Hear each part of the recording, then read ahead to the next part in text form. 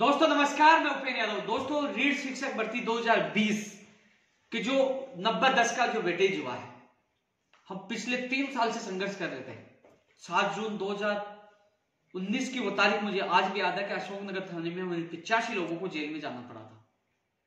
पूर्ववर्ती सरकार में राजेंद्र राठौड़ यूनुस खान की अध्यक्षता में जो कमेटी बनी थी उसमें भी हमने मजबूती से मांग उठाई थी, लेकिन हमें सफलता नहीं मिली। लेकिन जब कांग्रेस सरकार को समर्थन दिया तो हमने घोषणा पत्र में रीट की विसंगतियां दूर कराने की उनके घोषणा पत्र में हमारा मांग शामिल करवाई। उन्होंने शामिल किया कि हमारी सरकार बनेगी तो हम तमाम विसंगतियां दूर करेंगे।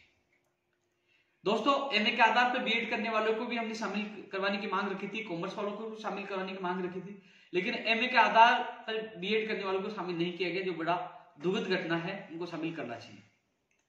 जो वेटेज वाली जो हमने लड़ाई लड़ी थी, क्योंकि स्नातक का 10% होना चाहिए, हालांकि हमने तो 5% के लिए कहा था, लेकिन उन्होंने मना कर दिया था कि 5 नहीं हो सकता। और लगातार आपको वीडियो के माध्यम से, ट्वीट के माध्यम से आप लोगों को अवगत भी करवा दिया था कि हमारी एक ऐतिहासिक जीत है। क्योंकि दोस्तों ये चीजें आप जानना चाहो सत्यता के लिए तो 24 दिसंबर 2019 का जब 7:30 बजे जब मुख्यमंत्री शिक्षा मंत्री से मुलाकात हुई थी, उसके बाद आज 8:05 का उनसे साथ मेरा वीडियो था। उसके बाद मैं घर आके मैंने लाइव के माध्यम से आपको सूचित भी किया था कि रीट में स्नातक का वेटेज कम होगा और राजस्थान का सामान्य ज्ञान भी जोड़ा जाएगा। जब उस समय मैंने माननीय शिक्षा मंत्री जी को पूछा था, शिक्षा मंत्री जी ने कहा था कि जिस फर्स्ट लेवल पर्यावरण है उसमें हम थोड़ा सा सामान्य ज्ञान बढ़ा देंगे, जिससे राजस्थान के अभ्यर्थियों को ज्यादा फायदा हो, उनको ज्यादा ज्ञान हो। इसके अलावा लेवल 2 में भी हम सामान्य ज्ञान कहीं ना कहीं एडजस्ट करने की कोशिश करेंगे, जिससे राजस्थान के अभ्यर्थियों को ज्यादा फायदा हो। उस समय शिक्षा मंत्री जी ने मुझे कहा था, आप वो वीडियो जाकर देखोगे तो उस वीडियो में यही बात निकल के आएगी, क्योंकि वो 24 दिसंबर 2019 की बात है, यानी कि आज से 1 साल पहले की, यानी कि आज 22 है, 1 साल 2 दिन और बच के। उस दिन का आप मेरा वीडियो उठा के देखिए, उसमें मैंने सबसे पहले, क्योंकि जब वार्ता हुई थी हमारी और वार्ता के बाद मैं उस भर्ती के लिए धन्यवाद भी दिया था, और जो विसंगतियों के लिए शिक्षा मंत्री के साथ बैठ के मेरा वीडियो है, उसके बाद मेरा लाइव है, तो सच्चाई आप लोगों तक पता चलेगी हमने कितना संघर्ष किया। उससे पहले हम जेल भी गए, हमने लाठियां हुई वेटेज के लिए, क्योंकि फर्जी डिग्रियां लेके लोग नौकरी लग रहे थे। इसलिए हमने कहा स्नातक का वेटेज कम होना चाहिए, क्योंकि बहुत ज्यादा लोगों को नुकसान हुआ था। रही बात वो प्रमाण पत्र की वैधता बढ़ाने वाली, मैंने बात रखी थी तो उस समय साफ मना कर दिया कि वैधता नहीं बढ़ेगी, क्योंकि हमें 12-13 साल की बढ़ानी पड़ती है, इसलिए 18 वालों की नहीं बढ़ेगी। कुछ लोगों की मांग लगातार आई थी, लेकिन दोस्तों मैंने आपकी बात रखी थी तो उन्होंने साफ मना कर दिया था। इसके अलावा दोस्तों ये तो रीट 2020, हाँ एक चीज और निकल के आ रही है। कल जो सोशल मीडिया पे जो टीवी के जो स्क्रीनशॉट आ रहे थे कि आचार संहिता आज और कल कभी भी लग सकती है, तो दोस्तों जैसे ही मुझे पता चला, मैंने माननीय मुख्यमंत्री जी के सक्षम अधिकारियों को और संबंधित एजुकेशन के अधिकारियों को मैंने अवगत करवा दिया था। वो स्क्रीनशॉट भी उनको व्हाट्सएप कर दिया था, फोन के माध्यम से बता दिया था।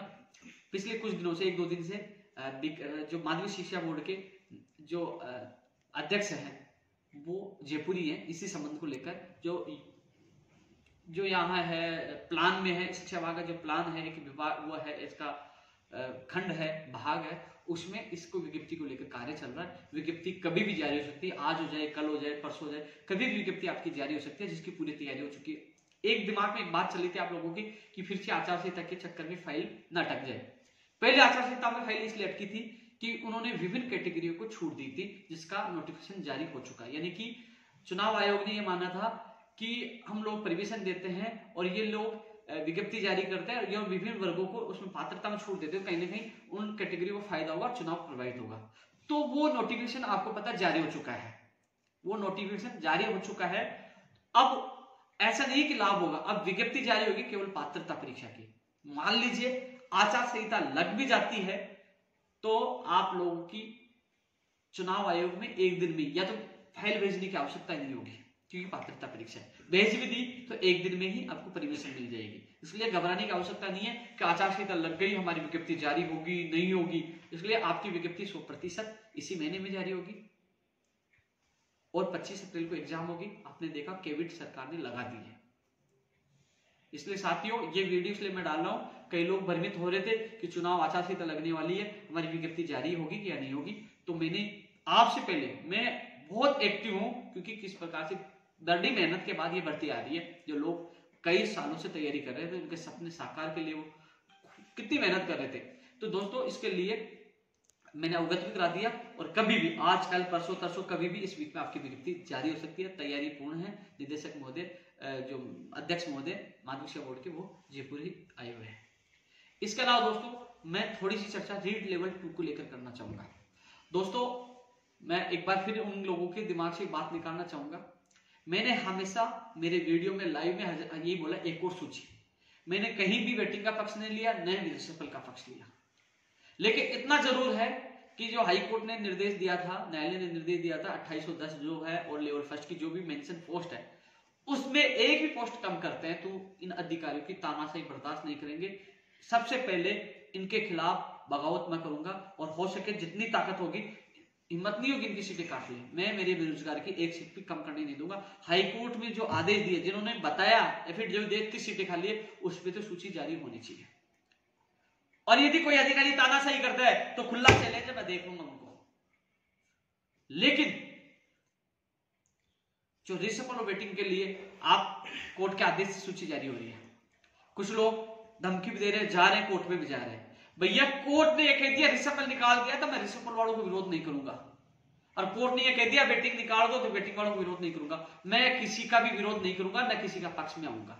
मेरा काम है एक और सूची जारी करवाना। आपको सोचिए यार, दो पक्ष बने हुए, एक का बोलता दूसरा गाली देता है। मेरी गलती ये थी कि अनशन करना, लाठियां खाना, जेल जाना और सीएम से जिद करके आपकी सूची जारी करवा रहा हूं, और उसके बावजूद भी दो पक्ष बन गए। बस उलझा तो बढ़ती को नहीं, बस इसलिए आप समझिए मैं किसका साथ दूं।